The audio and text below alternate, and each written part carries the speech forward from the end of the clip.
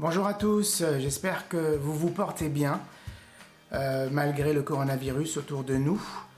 Restez à la maison. Et puis aujourd'hui, j'ai envie de vous parler d'Esther Wojcicki. Esther Wojcicki, c'est une femme extraordinaire qui a 3 filles, dont la plus connue est Suzanne Wojcicki, qui est CEO de YouTube.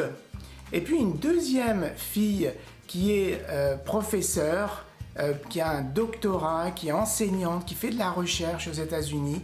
Et une troisième fille entrepreneur. Donc 3 filles à succès. Et on lui a posé la question, mais comment tu fais pour éduquer des enfants à succès?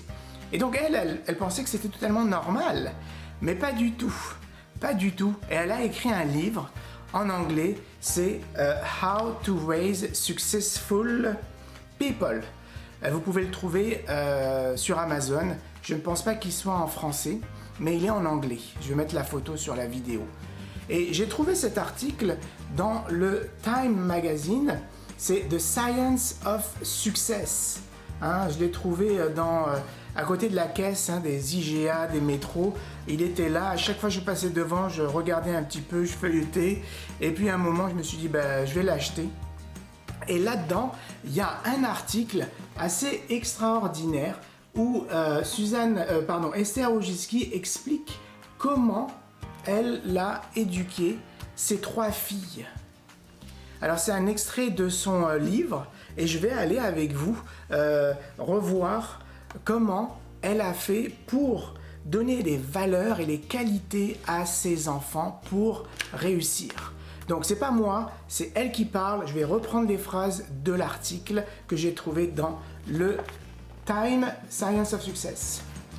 C'est celui de mars. Donc elle a vraiment parlé à ses enfants comme à des adultes depuis le début. Elle leur a fait confiance et elle leur a permis de prendre des risques, je dirais, modérés, calculés.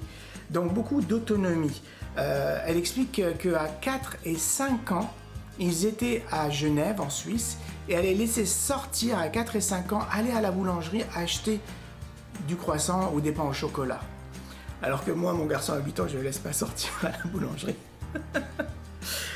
Elle explique aussi que pour faire des enfants indépendants, pour leur donner du pouvoir, pour qu'ils pensent par eux-mêmes, qu'ils réfléchissent par eux-mêmes, qu'ils puissent trouver des solutions face à un challenge, parce qu'on a tous des challenges dans la vie qu'on doit dépasser. Donc, elle leur donne la permission de penser tout seul. Et comment coopérer, et aussi comment, compétitionner avec les autres. Donc il y a ces 2 aspects, coopérer et compétitionner et trouver des solutions face aux challenges de la vie. Alors elle a utilisé, 5 valeurs. En anglais, c'est TRIC. T for trust, R pour respect, I pour indépendance, C pour collaboration et K for kindness. Alors en français, ça donne le premier point de trust, la confiance. Alors lorsque les parents ont peur, forcément les enfants aussi ont peur. Lorsque les parents ne donnent pas confiance à leurs enfants, les enfants n'ont pas confiance en eux-mêmes. Et ce qui m'a intéressé dans cet article, c'est que je travaille et que j'aide des personnes qui vivent avec des personnes toxiques ou qui pour se libérer de personnes toxiques. Et là, j'ai lu ça et je me suis dit waouh, c'est tout l'inverse de l'éducation que j'ai eue. Alors, posez-vous la question si, pendant que je dis ça, est-ce que c'est l'éducation que vous avez reçue ou c'est l'inverse de l'éducation reçue? Donc, la confiance, donner de la confiance à nos enfants est important. Les laisser prendre des risques calculés. Deuxième point, le respect. Et le respect, c'est de leur donner de l'autonomie et de l'individualité. C'est-à-dire l'opposé de dire aux enfants qu'est-ce qu'ils doivent faire, qu'est-ce qu'ils doivent être. L'indépendance. Donc leur apprendre à se contrôler et prendre responsabilité. Et c'est vraiment en leur donnant de l'indépendance qui trouve les caractéristiques, les forces pour dépasser l'adversité, pour se sentir en contrôle, même lorsqu'il y a un chaos autour de nous. Cette question d'indépendance. Troisième point, la collaboration. C'est-à-dire encourager les enfants à contribuer à la discussion et à aussi s'autodiscipliner. Ça veut dire qu'on ne doit pas, selon elle, on ne doit pas dire aux enfants quoi faire, quoi ne pas faire, mais plutôt leur poser des questions, leur donner des idées pour qu'ils puissent travailler par eux-mêmes. Par exemple, moi j'ai appris avec mon garçon, ne pas lui dire bah, t'as fait une bêtise là, mais lui dire quelle a été ton intention quand tu as fait ça. Ça lui permet de cogiter. Une autre question des fois que je lui pose et que les profs aiment bien lui poser, c'est quoi? C'est est-ce que tu as fait le bon choix? Donc finalement, au lieu que ce soit nous, parents, qui lui disons à l'enfant, ben, est-ce que c'est correct, c'est pas bien ce qu'il a fait, etc.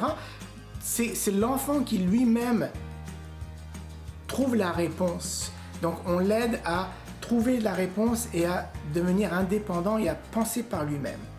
Ferme la parenthèse. Cinquième point, super intéressant, c'est la gentillesse. Et elle explique qu'on est tellement familier avec nos enfants qu'on oublie d'être gentil. Hein, beaucoup de parents sont même au contraire très durs avec leurs enfants. On pense que la gentillesse, c'est leur donner à manger, leur payer des affaires, des cadeaux, l'école, etc.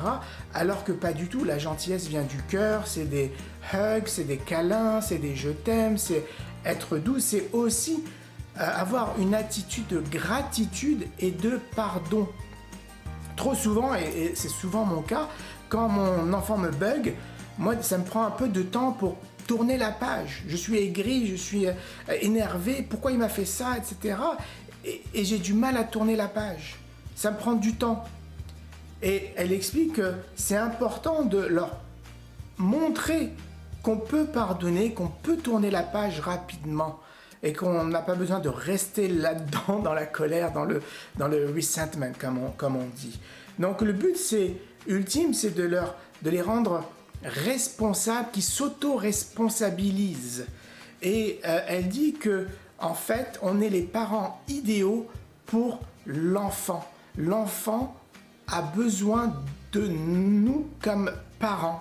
Je dirais même plus, c'est que l'enfant a besoin de nous comme parents et nous comme parents, on a besoin de notre enfant. On s'aide mutuellement. Il nous fait évoluer et nous, on l'aide à évoluer.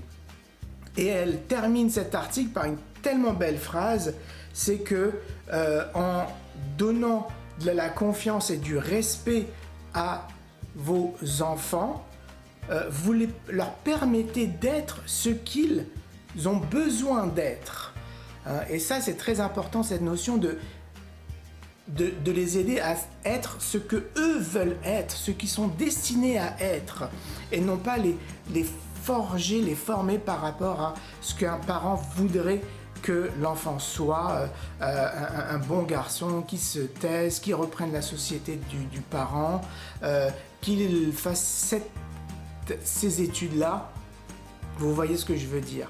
Donc, un article super intéressant d'Esther Wojcicki, je vous en montre sa photo ici, et elle aide énormément de parents pour aider les gens à mieux éduquer leurs enfants, à leur permettre d'être ce que la vie aimerait qu'ils soient. Alors je vous remercie et je vous souhaite une excellente journée. Et j'ai une question pour vous aussi. Si vous êtes parent et vous avez des enfants, qu'est-ce que ça fait ça, ce que je vous ai dit? Est-ce que vous l'appliquez avec vos enfants? Moi, quand j'ai lu ça, je me suis dit, oh, il y a quelques petits trucs là que je n'ai pas appliqués, que je n'applique pas avec mon garçon. Hein, le trust, la confiance, je le laisse maintenant traverser tout seul. Il a 8 ans. Hein, alors, ça fait longtemps qu'il me demande qu'il veut traverser tout seul. À chaque fois, j'ai peur. Mais souvent, la peur n'aide pas. Hein, c'est pas la meilleure conseillère, la peur. Alors, je vous souhaite une excellente journée. J'espère que vous êtes en santé. Restez à la maison. Au revoir.